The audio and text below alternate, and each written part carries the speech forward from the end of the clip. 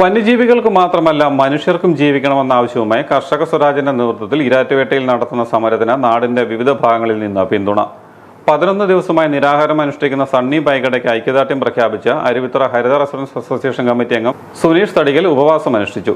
വന്യജീവി സെൻസസ് നടത്തുക, അധികമുള്ള വന്യജീവികളെ മാറ്റിപ്പാർപ്പിക്കുക, നഷ്ടപരിഹാര ട്രൈബ്യൂണൽ ആരംഭിക്കുക, നിയന്ത്രിത വേട്ട അനുവദിക്കുക, വനത്തിനുള്ളിൽ മൃഗങ്ങൾക്ക് ഭക്ഷണവും വെള്ളവും ഒരുക്കുക തുടങ്ങിയ വിവിധ ആവശ്യങ്ങൾ ഉന്നയിച്ചാണ് സമരം.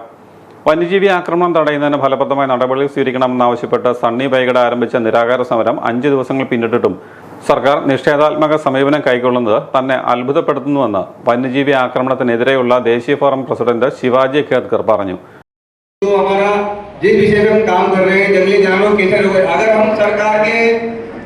केंद्र सरकार है, राज्य सरकार के प्रति आधारित रहे, इन पे निर्भर है, तो हमारी समस्या का समाधान आज नहीं अगले 75 साल तक भी हो सकता, क्योंकि हमने 75 साल से सरकार देख रहे हैं वो किसान की हितैषी की नीतियां कभी नहीं बनाती है। अगर वो नीतियां बनाती है तो उनके जो पूंजीवादी मित्र हैं, पूंजीपति मित्र हैं, चाहे कांग्रेस हो चाहे बीजेपी हो या कोई सी सरकार बन जाए आगे केंद्र में, लेकिन उन्हीं मित्रों के लिए वो सरकार की नीतियां बनेगी और फायदा उन्हीं को मिलेगा, किसानों को कोई फायदा नहीं मिलेगा।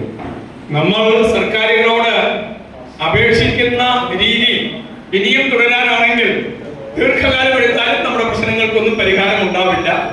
മറിച്ച് നിയമവും ഭരണഘടനയും നമുക്ക് തന്നിരിക്കുന്ന അവകാശം വിനിയോഗിച്ച് സർക്കാരുകൾക്ക് നിർദ്ദേശം കൊടുക്കാനുള്ള നമ്മുടെ അധികാരം ഉപയോഗപ്പെടുത്താൻ നമ്മൾക്ക് എളുപ്പം നേടിയാൽ മാത്രമേ നമ്മുടെ പ്രശ്നങ്ങൾക്ക് ദ്രുതഗതിയിൽ പരിഹാരം ഉണ്ടാവൂ. അതുകൊണ്ട് ഗ്രാമസഭയെ പ്രയോജനപ്പെടുത്താൻ നിങ്ങൾ തയ്യാറാവണം എന്ന് ഞാൻ ഒരിക്കൽ കൂടി പറയുന്നു. ഇരാറ്റുപേട്ട വ്യാപാര ഭവനിൽ നടന്ന കർഷക സമ്മേളനം ഉദ്ഘാടനം ചെയ്യുകയായിരുന്നു അദ്ദേഹം. സർക്കാർ അടിയന്തരമായി ഇടപെട്ട പ്രശ്നത്തിന് പരിഹാരം ഉണ്ടാക്കണമെന്നും അദ്ദേഹം ആവശ്യപ്പെട്ടു. അഡ്വക്കേറ്റ് ഷോൺ ജോസഫ് വന്യജീവി പ്രശ്നം നയങ്ങളും സമീപനവും എന്ന വിഷയം അവതരിപ്പിച്ചു. Karnataka farmers federation president R Nandakumar, Rajasthan Kisan union നേതാവ് Jagadish Kumar, Kaveri delta farmers association president Bimalnath, Infam ജില്ലാ president professor K Jose, advocate Binoy Thomas, Vilayodi Venugopal, Pala municipal chairperson Diya Binu Pulikkakandam, Karshakavedi vice president Tomichan Aikra, Ekta Parishad പ്രതിനിധി അജിത് രാജഗോപാൽ തുടങ്ങിയവർ സംസാരിച്ചു. അഡ്വക്കേറ്റ് ജോർജ് കുട്ടി കടപ്ലാക്കൽ സ്വാഗതവും വി എം അബ്ദുള്ള ഖാൻ കൃതജ്ഞതയും രേഖപ്പെടുത്തി.